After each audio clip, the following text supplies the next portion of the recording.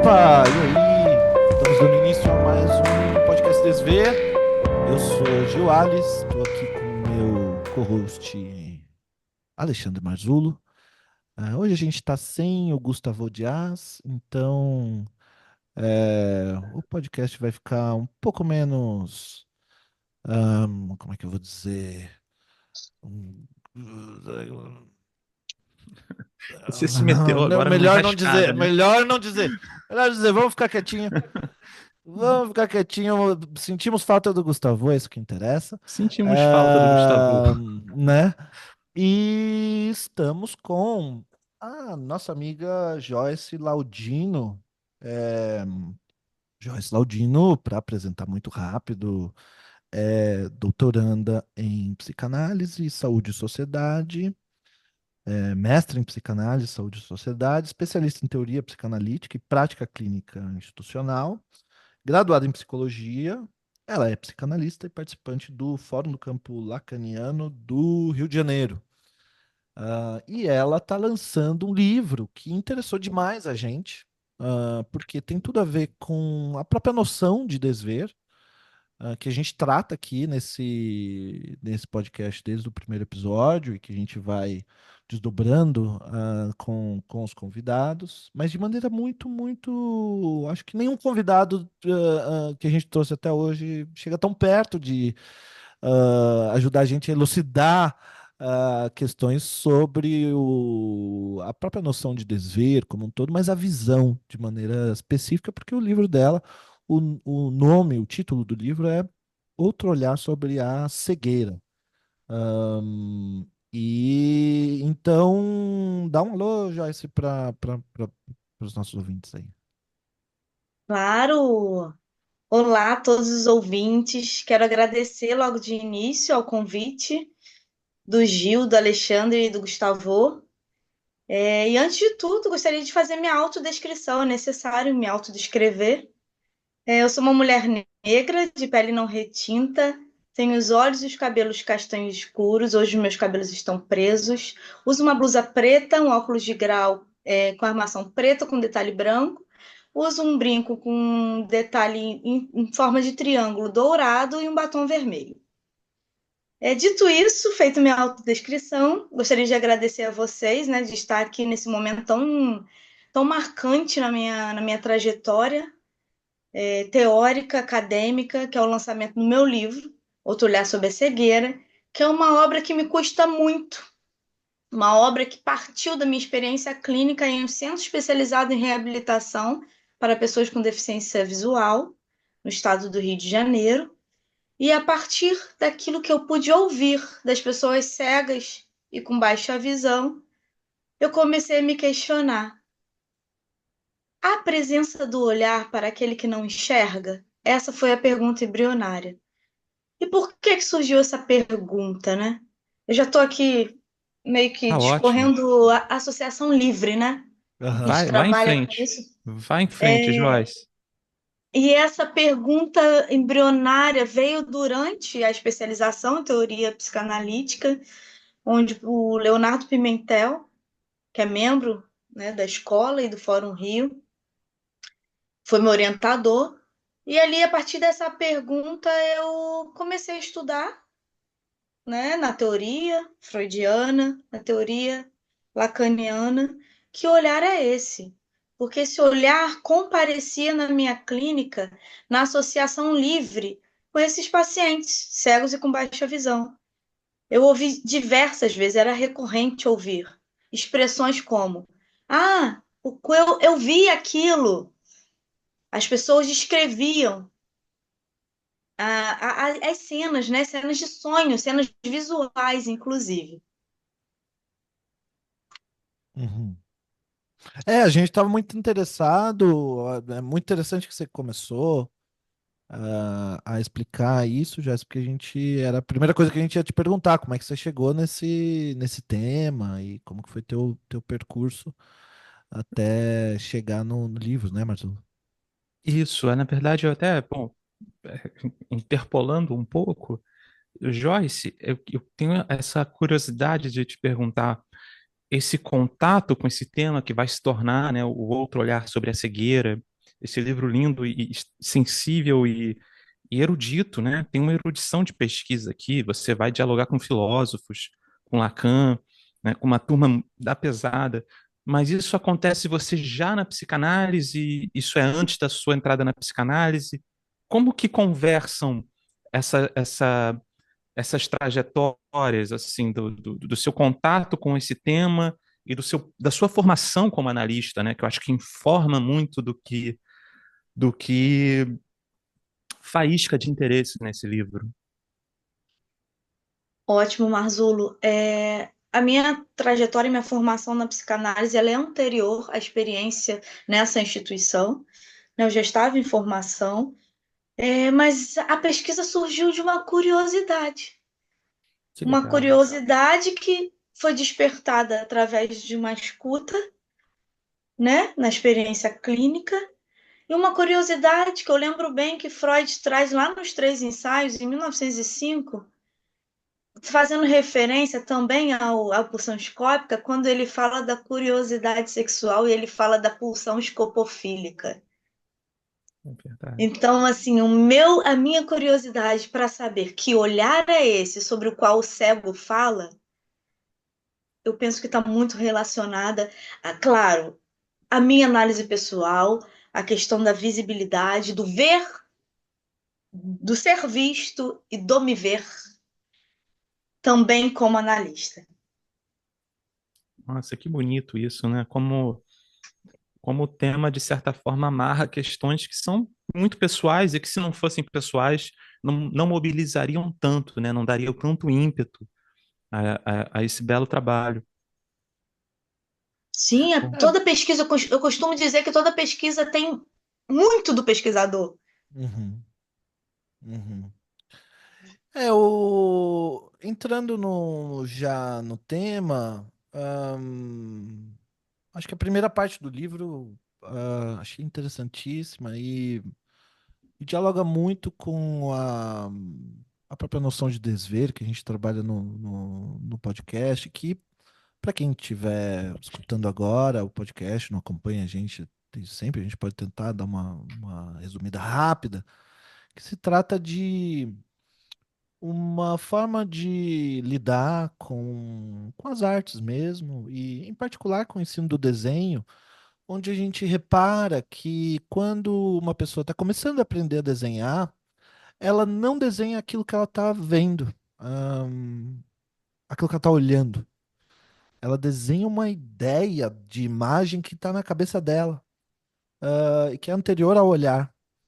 Então, o desenho não sai, o desenho sai assim, a gente coloca uma pessoa deitada na frente dela, ela desenha uma pessoa em pé, por exemplo, né? É o exemplo mais claro, assim, quando a pessoa está começando a aprender a desenhar, ou tem uma luz ali que está bem clara, assim, e a pessoa ela não vê, e aí quando a gente está ensinando a pessoa a desenhar, a gente mostra, aponta e mostra, assim, ó, você tá vendo essa luz aqui? Você não desenhou essa luz? Ela fala, ah, agora eu vi, né? Ou quando a Uhum, gente faz aula com o Gustavo de anatomia, por exemplo, que é super importante, e aí ele começa a descrever o corpo e dar nome para as coisas, ó, aqui tem um osso tal, aqui tem um músculo tal, né? A tuberosidade da tíbia, que é um ossinho que aparece assim embaixo do joelho. E aí, depois que você nomeia aquele osso e ele te fala sobre aquele osso, chega o modelo na tua frente e você enxerga aquilo, uma coisa que você não estava enxergando, sabe? Então, isso que a gente trata como desver. É desver essa imagem que está dentro da tua cabeça, que você coloca na frente daquilo que você está vendo com os olhos para a pessoa ser capaz depois de enxergar com os olhos. Mas aqui eu já estou fazendo uma divisão entre os olhos, a mente, a consciência, que eu não sei se é adequada. E eu acho que aí, Joyce, você pode ajudar a gente falando sem pressa sobre essas perspectivas filosóficas, sobre o olhar, né, que você trata ali no início do livro, com Platão, Descartes e Merleau-Ponty, né? Sim, claro, a minha aproximação com a filosofia desde o início da graduação, sempre, aliás, desde o ensino médio. Sempre me interessei pelos filósofos, mas nunca pensei que eu fosse ler a República, por exemplo, e muito menos escrever sobre. Tinha ali uma ideia de que era algo da ordem do impossível, realmente é, né? O saber, ele é não todo. Então, assim, sem pretensão de alcançar toda a compreensão, mas sim eu busquei ali no livro traçar perspectivas a partir de três filósofos, que é Platão, e aí eu fui na República, no Mito da Caverna, fui em Descartes, que me ajudou muito a construir até, vou já abrir um parênteses, essa ideia de que não há similitude entre o objeto concreto e a imagem reproduzida mentalmente, porque quando a gente captura essa imagem do mundo concreto, ela já chega para a gente de forma invertida, e aí vai depender também da perspectiva, da distância, da luminosidade. E falando em perspectiva, já lembro de quem?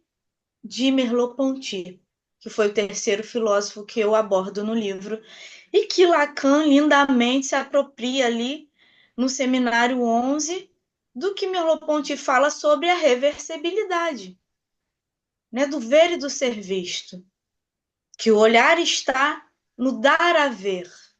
E aí no dar a ver não tem relação com o campo visual. O olhar, ele está desprendido da visão. A visão, ela claro, tem sua função no corpo biológico. No entanto, para o psiquismo, o que importa é o olhar. Fazendo um parêntese aqui, lembro do divã. Quando Freud propõe a técnica do divã, o que ele diz é: vamos suspender o campo visual, e isso favorece a opacidade do analista, e que, por sua vez, favorece a associação livre. E nisso ele abre um outro campo visível que está voltado para o conteúdo inconsciente, onde as ideias ali, as lembranças encobridoras vão surgindo através da suspensão do campo visual, onde o analisante não nota as expressões faciais, não faz interpretações que podem até ser errôneas, e da maioria das vezes é. Mas assim, pega a gente pela mão e leva a gente pelo Platão, Descartes, Merleau-Ponty. Como é que eles veem assim o olhar, a visão e o, o trajeto que você fez no livro? Eu acho que é muito interessante. Claro, numa pesquisa a gente precisa delimitar o campo para poder escrever, senão a gente acaba perdendo o objeto a ser estudado. E ali em Platão eu fui direto no mito da caverna e, sobretudo, na importância da linguagem que Platão ressalta, que se aqueles homens da caverna, aqueles que puderem ler, ou que já tenham lido, podem lembrar aqui comigo, havia um grupo de homens numa caverna escura, sem qualquer luminosidade, que estavam acorrentados. E o que esses homens viam do mundo externo era somente a sombra daquilo que se passava do lado de fora da caverna. E aí a gente também pode já fazer uma referência ao interior e exterior, né, da reversibilidade, daquilo que está dentro, daquilo que está fora, e que lá no avanço do ensino de Lacan, ele vai trazendo a topologia, do dentro e fora. E aí esses homens ali acorrentados viam as sombras nas paredes e eles começavam a interpretar o que havia lá do lado de fora. Eles não sabiam. O que Platão nos traz é a ideia de que visão e conhecimento é algo associado. Ele aproxima visão de conhecimento.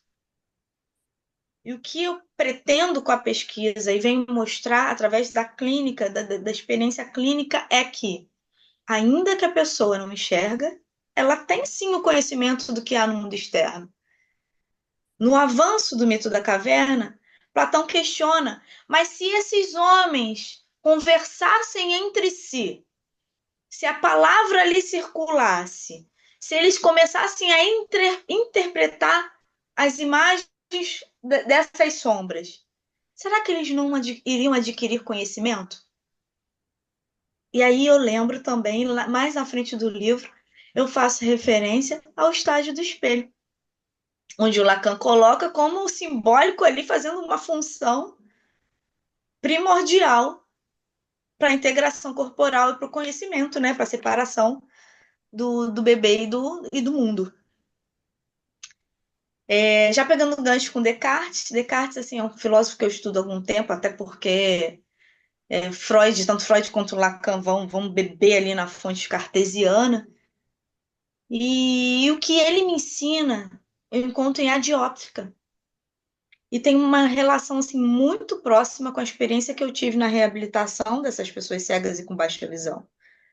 Ele, inclusive, fala diretamente da bengala do cego como uma extensão do corpo. E que, através dessa bengala, o cego conhece aquilo que está em sua volta.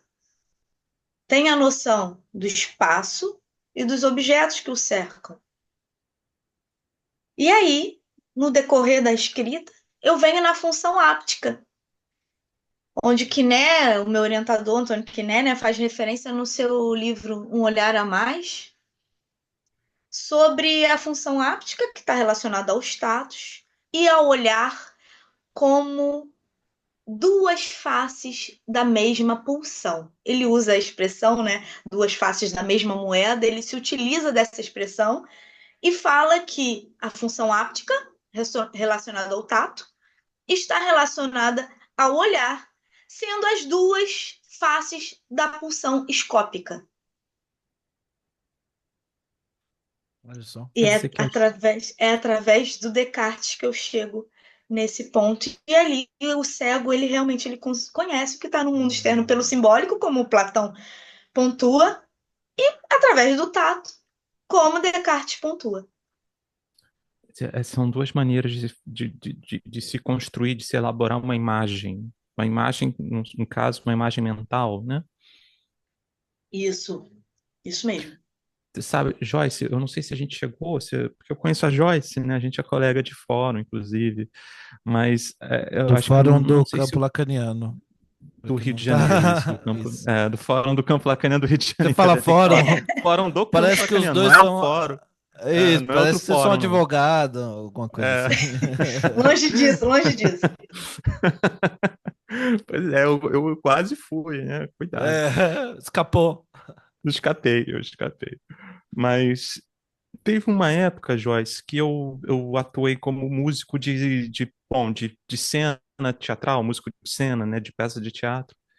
E era uma peça, me convidaram para trabalhar numa peça que era, na época, eu acho que a expressão é essa, se eu tiver errado, me desculpa, mas acho que é teatro acessível, alguma coisa Uhum. assim. Sim, teatro cego. Tem Teatro. uma companhia de teatro que se chama Teatro Cego.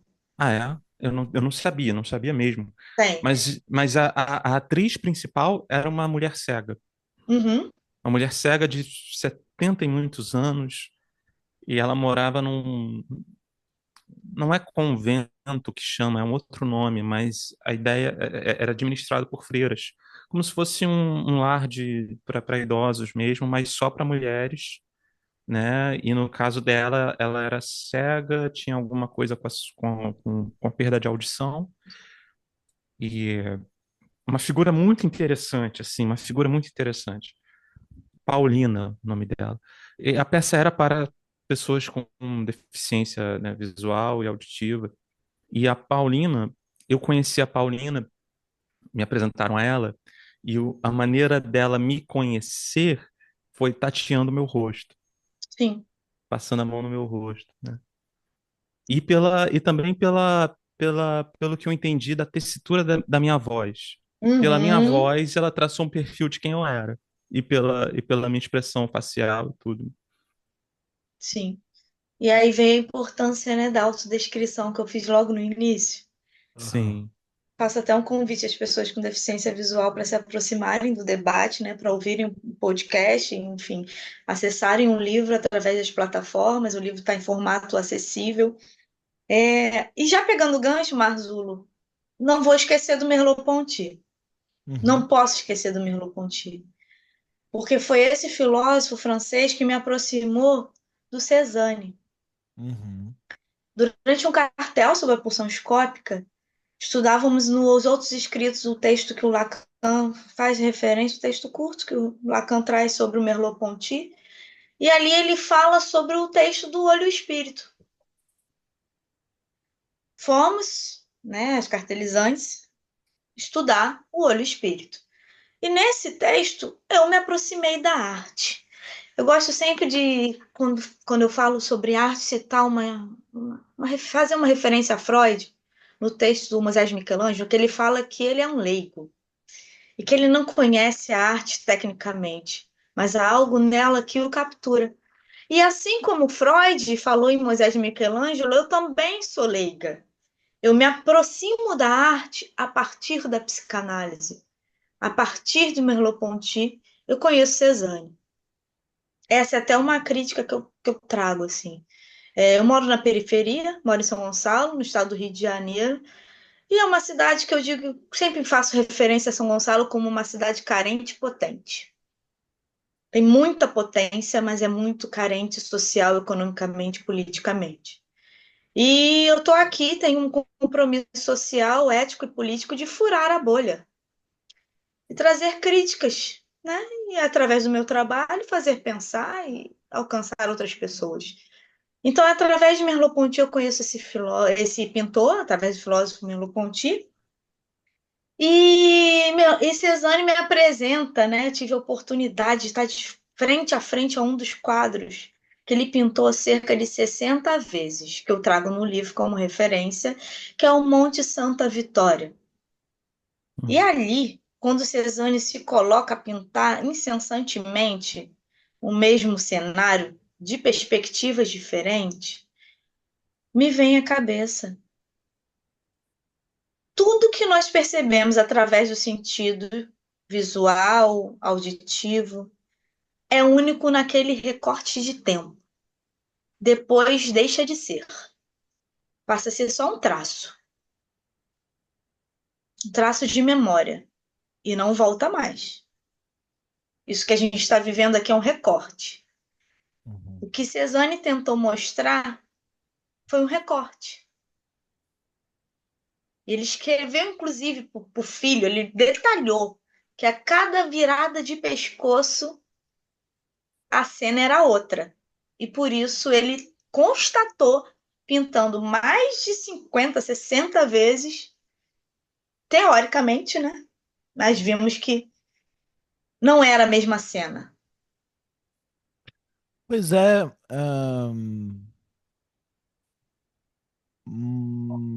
é bem interessante, porque o Cezanne assim, é meu herói na arte. Se alguém me perguntar quem é o artista mais importante na história da arte, eu sempre vou responder Cezanne.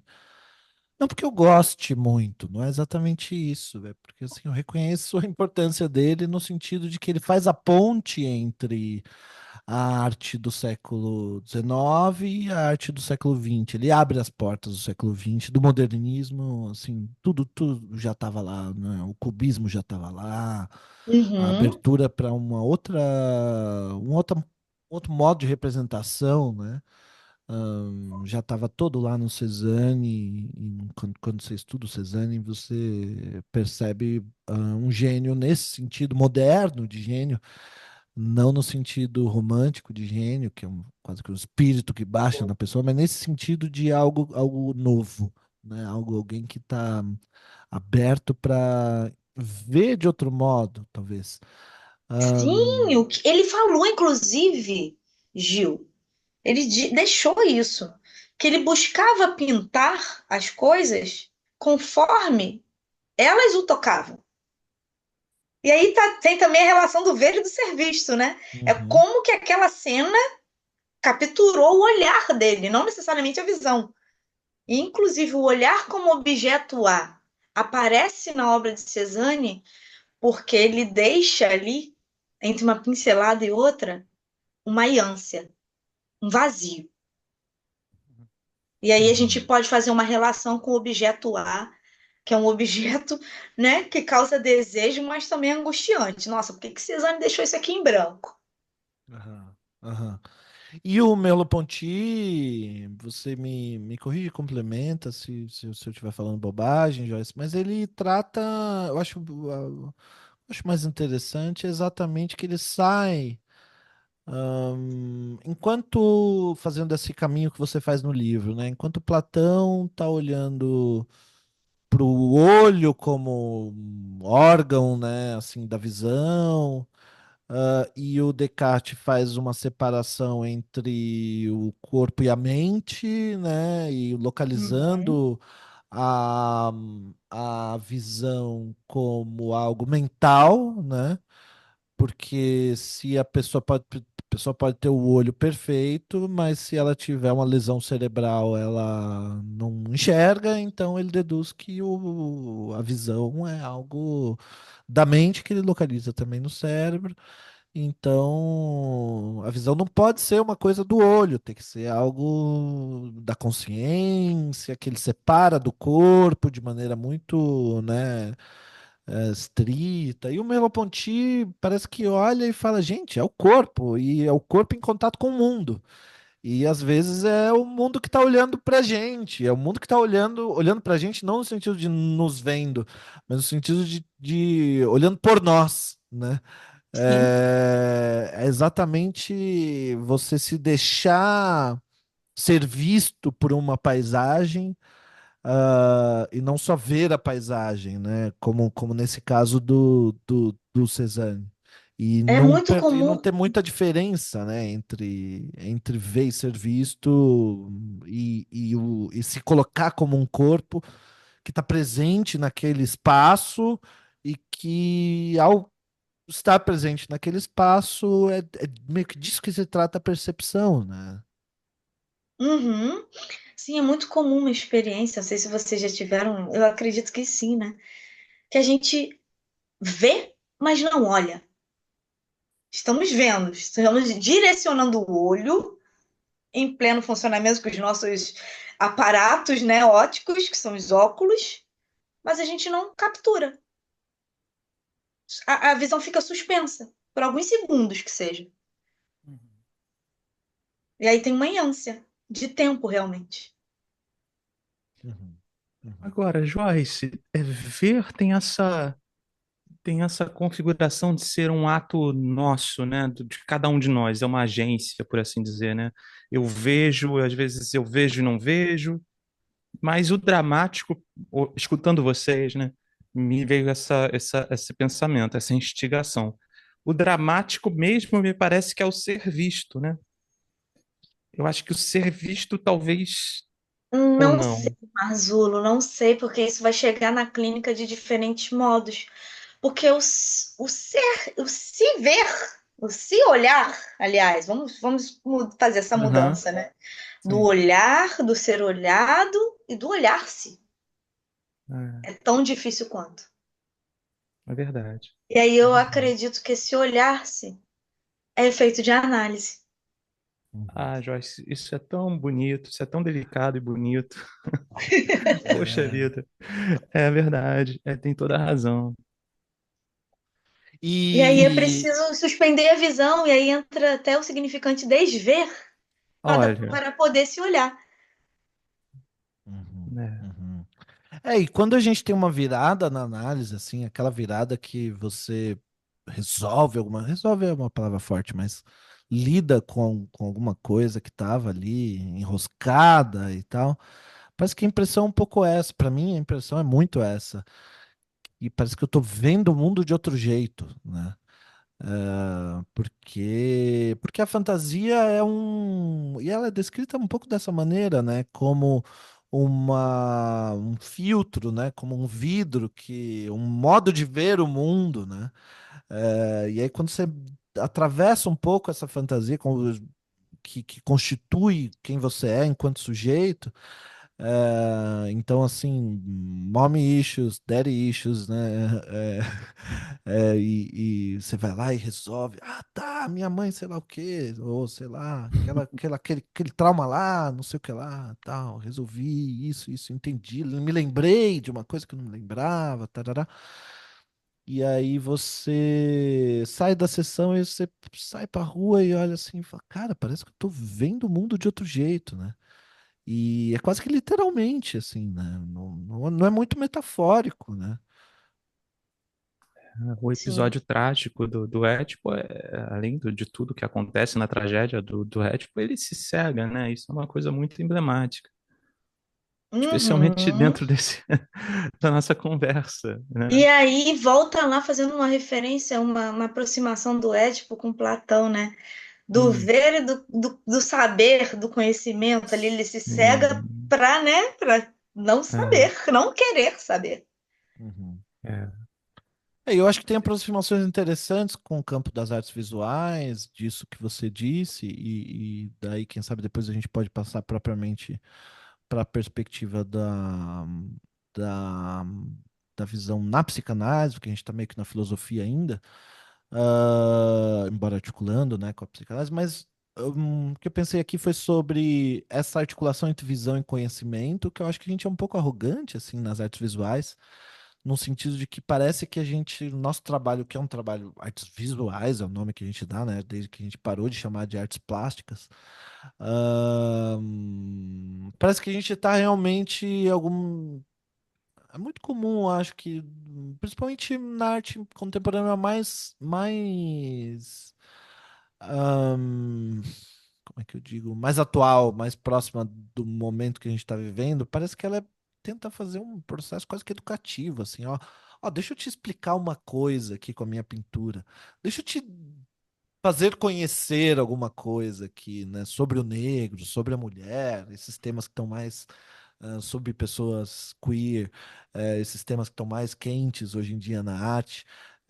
E você faz ali uma representação de uma imagem, seja ela figurativa ou não, e parece que tem essa diferença que você marcou, que eu acho muito importante para o artista, que o artista se dê conta, que é a diferença entre o objeto concreto e o que ele percebe, né? Uhum. Então, assim, não coincide, não coincide o objeto que está lá por si mesmo, né? E o fenômeno que se dá a ver pelo artista, a partir disso que ele está vendo, ele é capaz talvez de representar alguma coisa numa pintura, Sim, e essa pintura se torna um outro objeto, que vai ser visto por uma outra pessoa, e essa pessoa não vai ver o exatamente. objeto que você pintou, ela vai ver aquilo que ela vai ver, e a gente fica puto como artista, porque a gente pinta um negócio supondo que a gente está transmitindo um conhecimento, um saber, ou que está transmitindo um conceito, e aí o público olha e vê outra coisa, e você, poxa, mas espera aí, você não está vendo que eu quis dizer isso? Meu amigo, o que você quis dizer é problema teu. Eu estou vendo aquilo que eu estou Uhum. vendo, né? Então, esses equívocos, né, essas confusões que se dão entre o aparato do quadro, né, que o Lacan trata bastante também no Seminário 11, o aparato do quadro, da moldura, Sim, e a visão que está a uma distância dele, parece que tem uma iância ali, um gap, né, um buraco entre uma coisa e outra, que também não coincide. Ou seja, o artista deveria abdicar do sonho de que as pessoas vão realmente ver aquilo que ele está produzindo do mesmo modo que ele vê, né? é muito interessante, Gil, porque você chegou na minha atual pesquisa. Hoje eu estudo a fotografia de um fotógrafo cego chamado Evgen Balfker, com quem eu tive o prazer de estar, né, junto num rendezvous avec Evgen Balfker, em Paris, em abril. Tivemos uma conversa. E hoje eu estudo a representação psíquica, a criação da fotografia dessa pessoa genial, que além de fotógrafo é filósofo pela Universidade de Sorbonne e tem um trabalho incrível. E justamente o que eu venho escrevendo é sobre a representação e buscando, já vou dar um spoiler para vocês que eu estou buscando a resposta na topologia lacaniana. Nossa, que legal, cara. Mas você consegue falar um pouquinho, dar um pouquinho mais do spoiler, só para como é que você está buscando isso na topologia? Pelo objeto, o olhar como objeto lá, de como que Lacan se utiliza da topologia das superfícies e depois, posteriormente, na topologia dos nós, para localizar o objeto lá. E ali o olhar se faz presente, né? O olhar está presente na criação e na representação das fotos do Bálvaro. Inclusive, pelo que eu já pude ver do seu livro, que está aqui do meu lado, esse é um dos tópicos que você aborda em um outro olhar sobre a cegueira, né? O olhar como objeto A. Quando você Uhum. começa a tratar do olhar pela perspectiva da psicanálise. Sim, sim, sim, sim. Nessa segunda parte do livro eu parto do conceito de pulsão. Sim, até porque Lacan, quando descreve ali, vai dar o seminário o 11, vai descrever o circuito pulsional, que há muito me serve para descrever a minha clínica e a minha experiência com essas pessoas que não enxergam, cegas ou com baixa visão. O conceito de pulsão ele é essencial para introduzir. Mas anterior ao conceito de pulsão, é necessário lembrar que Freud ele coloca o corpo num outro lugar que não é o lugar que a medicina coloca. Quando É, ele começa os estudos com as histéricas, ele começa a perceber que há algo que se passa com aquelas pacientes, com aquelas mulheres, que não tem origem relacionada à anatomia, fisiologia, ao corpo anatômico, e coloca como uma causalidade sendo do inconsciente, Freud coloca o corpo em outro lugar. Corpo no lugar de pulsional, que é atravessado pela linguagem, sobretudo pela linguagem. E aí a escrita da perspectiva da psicanálise parte desse ponto que é crucial, fazer esse marco histórico da obra de Freud, de onde ele partiu, do estudo das histéricas, para demarcar que o corpo que nos interessa é o corpo pulsional. A cegueira e a baixa visão fica a encargo da oftalmologia. A mim me interessa o olhar como objeto a pulsão escópica. daí o título do livro, né? Tão engenhoso, né, Joyce? Outro olhar sobre a cegueira, né? Na verdade, o título foi provocativo. O outro vem do conceito de grande outro, né? Olha, O conceito de grande outro. E o que eu venho provocar é que nós precisamos fazer esse grande outro que coloca a cegueira como uma característica relacionada à incapacidade, improdutividade, dependência, falta de autonomia, as ideias capacitistas. sim. O outro olhar, através da perspectiva filosófica e da perspectiva psicanalítica, e que chega até em assuntos contemporâneos, no avanço do livro, eu toco no Instagram, por exemplo, para falar da pessoa com deficiência e o uso do Instagram, é justamente para fazer com que essas ideias capacitistas caiam. E como que elas podem cair? Mais uma vez eu reforço. Foi através da experiência clínica que eu percebi com os analisantes esse grande outro caindo. Foi na análise. Efeito de análise dos meus próprios analisantes. Eles se colocando diante da vida de outro modo. Eles tendo, eles se vendo, lembra da função reflexiva lá? Uhum. Né? Da pulsão? Se percebendo, se olhando de uma outra maneira.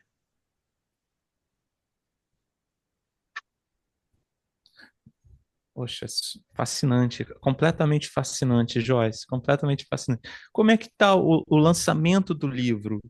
Como é que está sendo isso? É. Você foi, diga. Não, tivemos alguns eventos, né? Já tivemos, o livro foi lançado assim que eu voltei do Encontro Internacional da Escola de Psicanálise do Fórum dos Campos Lacaniano. Foi em Paris esse ano, onde eu também tive a oportunidade de conversar com o Balfka. Aham. E ali foi o primeiro momento, né, que eu pude falar do meu livro com os colegas, com meus pares. e também com Bálfica. Logo depois, eu chegando de Paris, a editora lançou. O livro foi editado pela editora Apri. Foi uma editora escolhida porque produz, além do material físico, um material em formato de e-book, porque eu tive dois critérios, Gil e Marzulo, para publicação. Eu Quais busquei uma foram? editora que tivesse duas formas de acessibilidade. A primeira delas, a acessibilidade para que a pessoa com deficiência pudesse fazer a leitura através dos modos tecnológicos, leitor de tela, audiodescrição. E aí precisava de um formato eletrônico. A editora Pri forneceu. E o outro critério foi a acessibilidade financeira. Eu não queria custear uma obra que fosse acima de R$ 50. Por quê? Na minha experiência, a instituição era conveniada pelo SUS, como a maioria ao longo do Brasil, né? Conveniados de grandes centros de referência são instituições associadas ao SUS. E aí, essas pessoas estão em vulnerabilidade social e econômica. E aí, eu não escrevo Marzulo e Gil só para psicanalistas, só para quem está dentro da academia. Eu escrevo para toda a sociedade. Então, eu quero que esse livro, essa obra, alcance pessoas. E para isso, uma forma seria custear. É uma obra que não tem caráter lucrativo, ela é justamente para fazer esse grande outro cair, é um compromisso social, ético e político, né, em relação à luta anticapacitista. Na minha autodescrição, eu não ressaltei, mas é importante pontuar que eu sou uma mulher sem deficiência e eu falo assim e dessa forma muito incisiva porque eu utilizo meu lugar de fala para fazer coro à luta anticapacitista. Mas, como diz aquele lema, né, da luta anticapacitista, nada sobre eles sem eles. As pessoas com deficiência visual e outras deficiências, elas precisam ocupar os espaços. Elas precisam estar. E aí eu utilizo meu lugar de fala para falar. Cheguei mais. Venham participar dos debates. Estamos aí para ouvi-los. Não só dos debates, mas na clínica também, né? O que eu percebo também, eu saí no decorrer da pesquisa, eu saí da instituição, porque assim, inviável trabalhar CLT e conciliar com vida acadêmica e consultório particular. Foi uma loucura na É, logística e na questão do tempo, e eu tive que fazer escolhas. Mas ali, com a transferência já estabelecida, com vários desses pacientes, muitos deles foram para o consultório, bancaram, literalmente bancaram o desejo, estão comigo no atendimento particular, né, até porque tem o motor de análise está ali operando, que é o vínculo transferencial, né? E aí eu ainda tendo pessoas, mas não é o que eu vejo na maioria dos casos.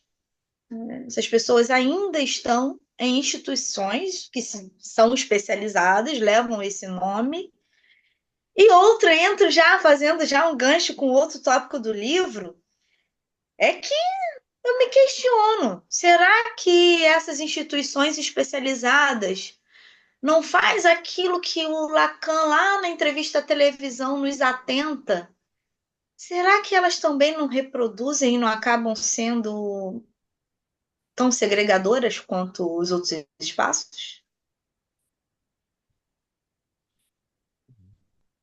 Deixa essa questão. Uhum. A gente não pode esquecer, Joyce, de falar do. Você falou dos lançamentos que já aconteceram, mas tem outros eventos de lançamento que vão acontecer, né? Ah, verdade, gente. A gente esqueceu, É, era para na falar bem no verdade, início. eu só era falei para de ter. Paris, aí já peguei um gancho, porque a Associação Livre É, vai aham. deslocando de um lugar para outro. Mas sim, o primeiro lugar que no Brasil que eu fiz questão é que fosse na minha cidade, São Gonçalo. Assim, é um orgulho pertencer, morar, ter nascido nessa cidade. E aí eu fiz o lançamento na Câmara de Vereadores, sendo reconhecimento da Casa Parlamentar, presença da minha família, dos amigos enfim, de quem trabalhava, de quem trabalha ali naquele espaço, e um reconhecimento social.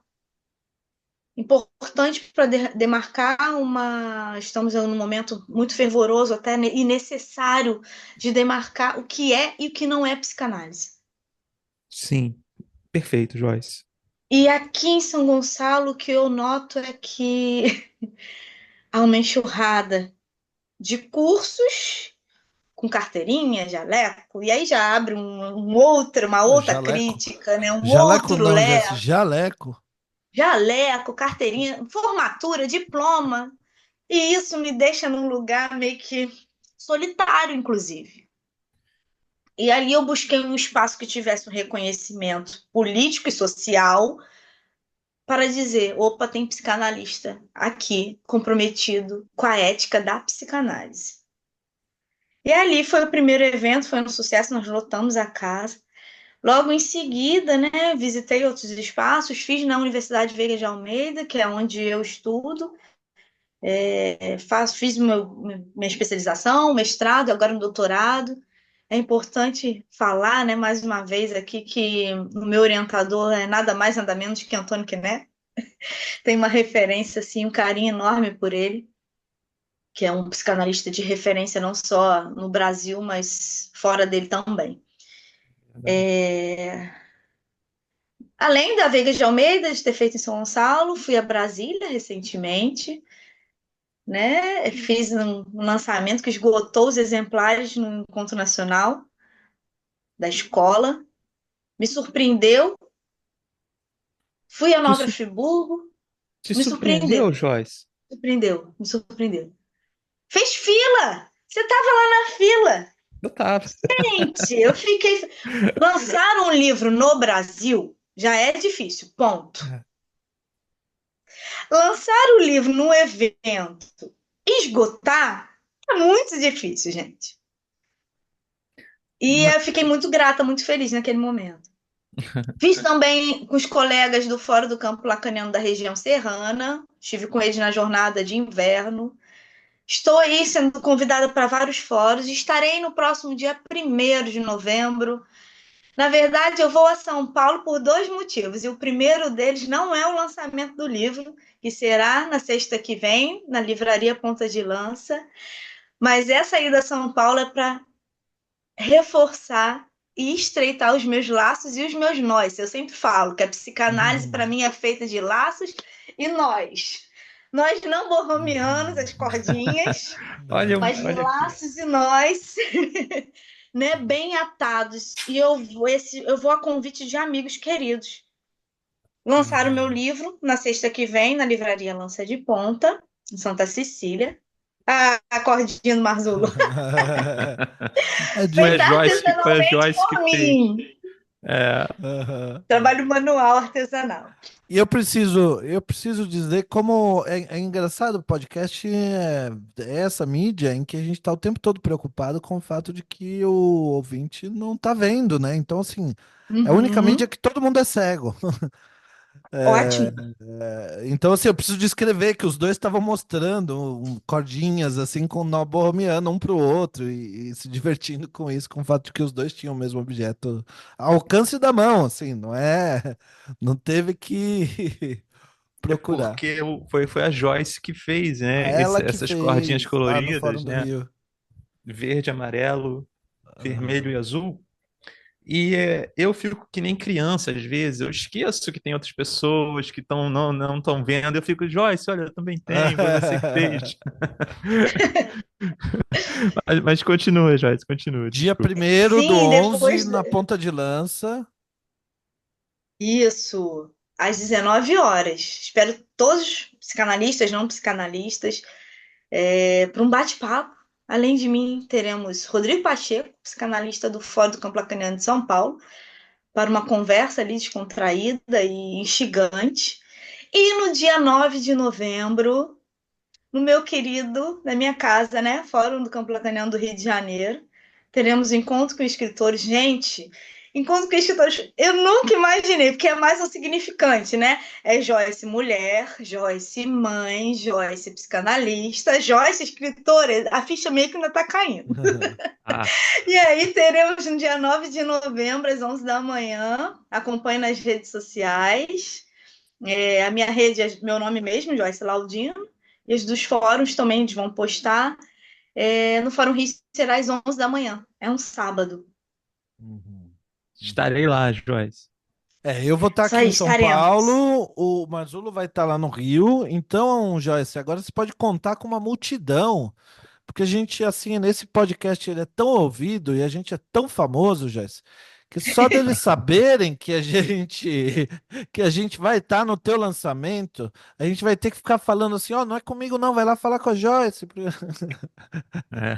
Não tô brincando, é Barra de brincadeira, Gente, é gente. muito reuniões, né? Caso vocês não tenham reparado, eu tô sendo irônico. Não, gente, e é muito curioso, porque assim, enquanto analista é um outro lugar, é um outro lugar. Tem o semblante, tem o lugar de objeto É. A, tem a opacidade que é necessária para a análise acontecer, o laço transferencial fluir. E aí venho como escritora. Como é Aham. que é dar autógrafos, gente? Aham. Me coloca num lugar que ao mesmo tempo é causa de angústia, porque causa, né? Mas também é um lugar de muito desejo investido ao longo desses anos. E a escrita não Sim. vem sem desejo. Não vem, né? Não vem sem desejo. Quando você começou sua pesquisa, você já tinha um projeto do livro, Joyce? Não, não tinha. Não tinha ideia de nem como, nunca imaginei. Não tem aquele clichê, aquela frase clichê: tem um filho, plante uma árvore, escreva um livro. Sim. Tive um filho, plantei árvore, muitas coisas na pandemia, eu plantei. Muitas ervas aromáticas, mas escrever um livro nunca me veio. Só que eu precisava, Marzulo, fazer com que a minha pesquisa fosse conhecida. E aí eu não queria que ela ficasse nos Uhum. quatro muros da universidade, nem nos quatro muros da escola.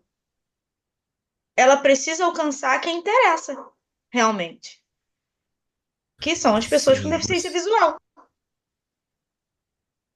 isso já é um furo, né? Você falou dos furos, da sua postura crítica. Isso já é um furo, né? Que você percebeu a necessidade de realizar. Uhum, Eu acho, Joyce, pessoalmente falando, né? Estive em Brasília, vi o sucesso do livro, estou com o meu exemplar aqui comigo. Eu acho que essa aclamação que você está recebendo com essa publicação, que é real, ela vai de encontro a uma necessidade que muitos de nós, do campo da psicanálise que eu estou falando, sentíamos, mas não estava articulada numa palavra, num dizer, sabe, num enunciado, que é essa pergunta que você faz, né? Como que se inscreve o olhar em quem não vê uhum, anatomicamente, né, seja como for? E isso abre por si só uma pergunta tão instigante, tão angustiante, tão fascinante, que abre para uma série de outras considerações, assim, se nós não estamos vendo isso, para usar o significante, o que mais nós não estamos vendo? sim. E uma outra coisa que vem para mim e que me anima, sabe, te ouvir, Joyce, me dá um entusiasmo, porque você, de uma maneira muito singular, eu acho que a tua singularidade, você atou a sua pesquisa a uma postura social, que eu Fico acho muito que feliz de ouvir isso. é porque isso é algo que vem para mim quando. Agora também me emocionei. Gil, sua vez de falar.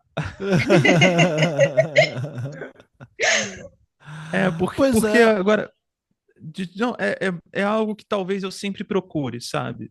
Falando de mim. Eu busco essa postura. Eu olho para essa postura, eu procuro essa postura. Porque eu acredito nisso. Eu acho que, de certa forma, é o que eu encontrei na psicanálise. Eu não Uhum. sei explicar. Não sei explicar. Tô só falando. Associação Sim, livre. eu acredito que a psicanálise ela nos convoca esse lugar. O Kné fala muito bem disso quando ele toca no livro sobre o psicanalista na polis, né? Do nosso compromisso como psicanalistas na polis. E ali somos atravessados na nossa clínica. Lacan traz isso quando ele fala do aforismo, o inconsciente é a política. O que Ótimo. a gente ouve no divã se passa É. onde? né? Ouvir histórias, eu costumo usar a expressão tramas e dramas das minorias, e isso me leva para um outro lugar, Masulo. Quando eu saio da instituição de reabilitação, eu sempre atendi também, mesmo estando vinculada a alguma instituição, seja ela clínica ou até mesmo no RH, que foi para onde eu fui no início, né, da minha trajetória após a formatura em psicologia, mas sempre atendi, já saí da graduação com os pacientes do SPA e continuei, sublocando sala, continuei. E aí, quando eu saio dessa instituição, mas eu atendi em outra cidade, sublocava em Niterói. Quando eu saio da instituição, eu faço um movimento ao contrário. Se eu estou estudando, se eu estou tão desejante e implicada, eu tenho que ir para onde precisa.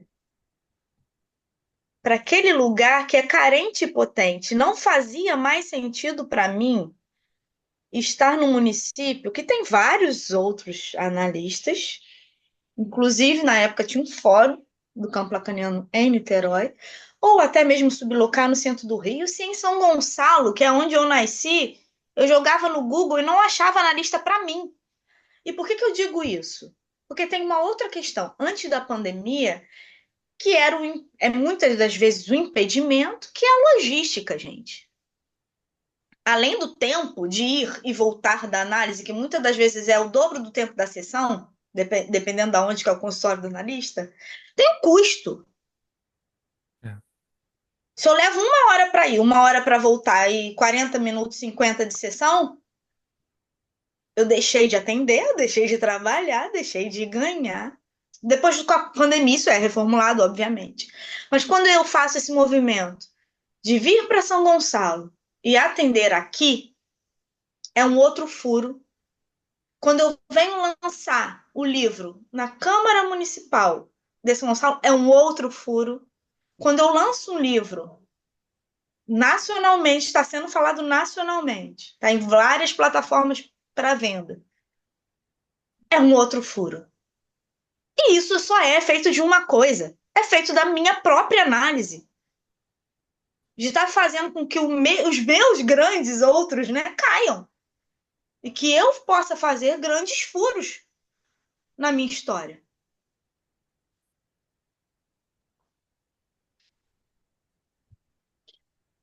Eu acho que o nosso silêncio agora foi um silêncio de acolher Aham. a sua potência, Joyce, e a força da sua fala. A gente tinha mais uma pergunta para fazer, mas eu acho que é anticlimático. Tava pensando isso. Como é que a gente põe agora aquela pergunta seca, assim, no É, meio é. da. Não, não. E. Mas talvez não seja, Gil. Talvez não seja Não, anticlimático. não, Talvez seja um não, não, não. fechamento legal. É. Manda bala você, cara. Não, a gente. Eu achei interessante, é um trecho do livro que fala sobre o que é uma imagem para a psicanálise. A gente está aqui no episódio 130 e sei lá quanto, sabe? Fazendo articulações entre artes visuais e psicanálise, e a gente nunca lidou com esse tema, sabe? O que a gente sabe mais ou menos o dizer o que é uma imagem para as artes visuais. Mas para a psicanálise é outra coisa, né? Posso responder a partir de uma citação de Ulisses que eu trago no livro? Uhum, Pode, claro. Gil Marzulo, quer saber o que é uma imagem? Fecha os olhos e vê. Ah, uhum. poxa. Até semana que vem, pessoal. Paramos por aqui hoje. Lindo, lindo, lindo. Absurdamente lindo. Joyce, obrigado. Foi incrível. Bom, isso aí. Então, realmente ficamos por aqui hoje. Obrigado, Joyce. Assim, acho que Busquem o ajudou muito a livro da gente. Joyce Laudino, um outro olhar sobre a cegueira, pela editora Apres. Compareçam aos lançamentos, pessoal que está em São Paulo, dia 1º, o pessoal do Rio de Janeiro, dia 9. Dia Isso. 1º na livraria Ponta de Lança. Qual é o bairro? Santa Cecília. em Santa Cecília, coração do Brasil, no Rio de Janeiro, dia 9, no Fórum do Campo Lacaniano, em Botafogo, Rio de Janeiro também. Outro coração do Brasil, porque o Brasil está por toda parte, muitos corações. Isso aí. Eu quero aproveitar. E não, não, só aproveita para dizer também como as pessoas te procuram nas redes sociais, se quiserem te convidar para Ai, Ah, fazer meu sim. alguma nome é muito coisa e fácil, tal. gente. Joyce Joyce, Laudino, Joyce com Y, Laudino. Boa. mas é assim, tipo, a pessoa que, quero seguir a Joyce no Joyce Instagram, Laudino. tudo Isso. junto. Não tem underline, ponto, não. É o meu nome. Então vamos, Vocês vamos, acham vamos. facilmente. Eu Beleza. quero agradecer vocês o espaço e a companhia, né, desse bate-papo tão gostoso, e dizer que estamos aí. E o porquê que eu não respondi o que é uma imagem? Porque eu espero a parte 2. Tem uma outra pesquisa que é a tese do doutorado Tá e que aí guardando. eu volto através da fotografia responder. Tá joia. Perfeito. Aguardamos. Já está convidado. Ótimo, gente. Obrigada. Mandem um abraço para o Gustavo. Muito obrigada pelo Sim, espaço. fez falta hoje.